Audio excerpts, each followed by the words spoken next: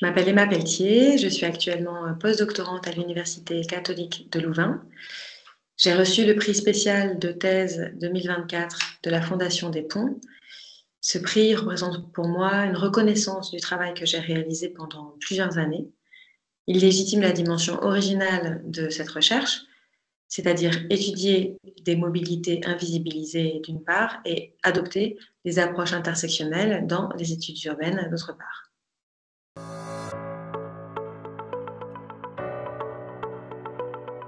Dans ma thèse de doctorat, j'ai étudié les mobilités quotidiennes de femmes en situation de vulnérabilité résidentielle et qui subissent le sexisme et l'antiziganisme. Les femmes que j'ai rencontrées vivent ou ont vécu en bidonville. Les bidonvilles sont constitués d'un regroupement d'abris autoconstruits avec des matériaux de récupération. Ils ne sont pas raccordés au réseau d'eau, d'assainissement et d'électricité et se situent sur des terrains dont l'occupation est illégale. Immigrées roumaines, elles ont une pratique transnationale de l'espace européen depuis la chute du régime communiste. Occupantes de terrains sans droit ni titre ou hébergées dans des dispositifs à durée limitée, elles sont régulièrement en situation d'errance. Éloignées du marché de l'emploi et discriminées dans l'accès aux droits, leurs revenus reposent sur des activités économiques réalisées dans l'espace public.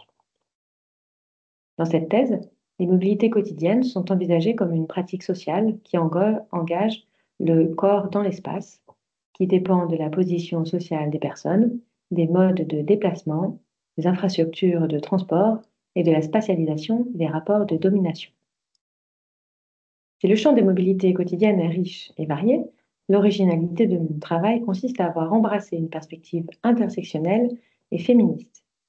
En effet, je saisis cet objet en croisant deux rapports de domination principaux, le genre et l'antiziganisme. C'est-à-dire que j'étudie les mobilités quotidiennes comme une pratique prenant place dans un monde hiérarchisé et inégalitaire.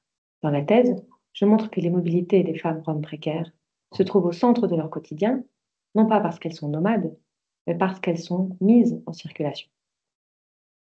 J'analyse en quoi l'antiziganisme et le genre modèlent les mobilités quotidiennes et en quoi les mobilités quotidiennes contreviennent à l'ordre du genre et à l'ordre imposé par l'antiziganisme. Ces deux systèmes hiérarchisent et divisent la société en deux groupes principaux à qui il assigne des caractéristiques et des rôles dévalorisants. L'antiziganisme est un racisme systémique qui vise les personnes roms. Il se concrétise par des discriminations et des violences. En cela, il affecte tous les aspects de la vie des personnes, logement, emploi, santé, mobilité.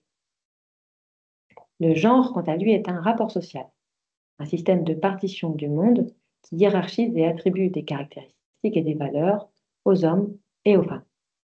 Il différencie les hommes des femmes et signifie les rapports de pouvoir. La thèse mobilise les épistémologies féministes. Ce cadre théorique est basé sur la critique de la neutralité et de l'universalisme et invite à franchir les cloisons disciplinaires. Les épistémologies féministes suggèrent de privilégier un point de vue depuis les marges, visibiliser les pratiques spatiales minoritaires dans l'espace urbain, de tirer parti de la subjectivité des émotions et de la création dans le processus de recherche, de produire de la connaissance scientifique dans la perspective d'une construction d'une société plus juste et égalitaire.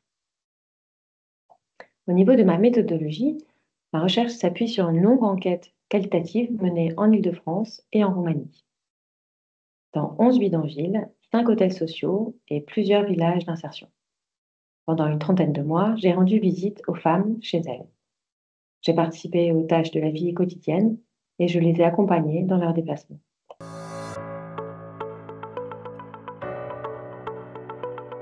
Voici les principaux résultats de ma thèse.